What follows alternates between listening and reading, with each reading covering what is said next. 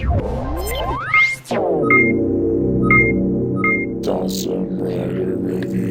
YouTube, Dawson Ryder here with my retro review of the Brachio Morpher from Power Rangers Dino Charge. This is the main Morpher for the Black Ranger in the series. Totally looked like it just fell over, but this is because it just will not stand up without looking like this. This looks like it's just eyeball on the ground. But anyway, yeah, this is his Morpher. What you get with it, obviously, is, well, the Morpher. It'd be weird if it'd be like Morpher not included. And two faceplates, the Brachio one, which is on him, and then you also get the Dimetrozord faceplate, which is a pretty neat little inclusion. There's really not much to write home about. It's got basic colors, but it gets the job done. Does not activate any additional sounds in it, unless I'm completely stupid. Wait, I'll talk about that in a second. In reference to my Dino Thunder Morpher review as well. But yeah, doesn't activate anything new, but it's just kind of a neat little add-on. And then you get the key here, which is used for the transformation. You can see the little key slot right there. It's pretty basic. It's really lightweight. It's all black except for this little piece right here. When you pull this out, you get the key itself, which is actually a really cool design. It's kind of shaped like Brachio, and it's clearish black plastic. Now aesthetically, in terms of differences from the Japanese version, the main, I think most important difference comes in the form of the key. In the Japanese version, this is a shinier gold, and the key itself is actually metal, and it has a string on it, unless I don't believe this came with a string and I lost it, but Japanese version for sure has a string and a metal key, which I think is the core difference of actually why that one is cooler. Usually I'm like, it's pretty okay, and this is still pretty okay. It's not a, oh my god, this is trash, they're ruining Sentai with their Power Rangers-ness. But the key is definitely cooler. I'll just say that right off the bat. Like I said, I might get to those in some Sentai retro reviews, but I think that is the most important difference, and probably out of all of the Dino Charge, wow, I'm going to probably do that a lot, Dino Thunder Morphers, that's probably one of the biggest differences amongst them.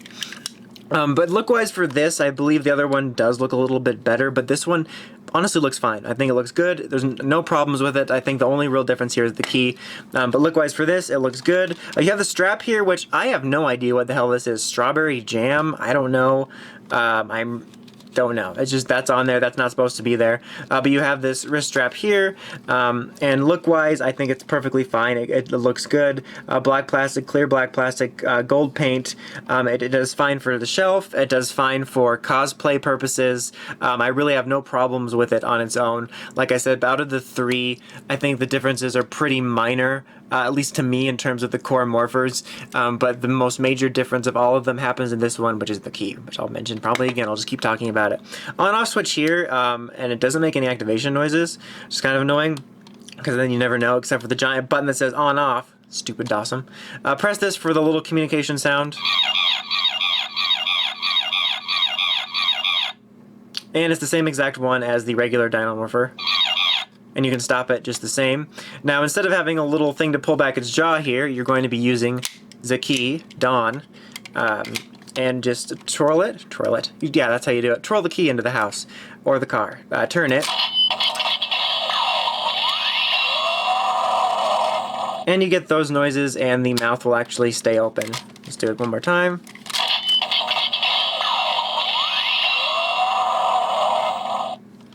And then, of course, you can switch out the faceplate, but I do not think there's any other sounds. As you can see here, there's this little panel here, which looks like 3 buttons, but unless you have to press really hard, I believe only this one's pressable. And I made the mistake in my Dino Morpher review where I thought they were all 3 pressable, but in the Dino Thunder Morpher, only 2 of them are pressable.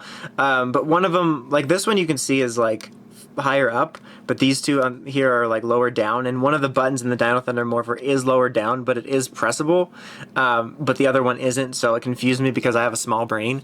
But yeah, no different sounds there. You can put any of the faceplates on there, which is pretty much used to summon Zords, which is a really neat thing. And that'll make that noise, just the activation of cha-chink unlocking. But yeah, that's pretty much about it. For this, like I said, it's really not bad. If you can find a better price for this and you don't mind the key, it's not that huge of a deal, especially if you want it for like cosplay or something. I think it's a good idea if you don't want to get something ruined. But I usually try not to mention the Sentai versions a lot. But I would probably recommend the Sentai version over that, just because I think the key is pretty freaking cool. But this is honestly nothing terrible. But yeah, that's pretty much about it. Until next time, make sure you check out the Crazy Podcast at Writers, Rangers, and Rambles.com, not Writers, Rangers, and Randalls. And of course, don't forget to like, comment, and subscribe. Until next time, it's Awesome Writer, signing out.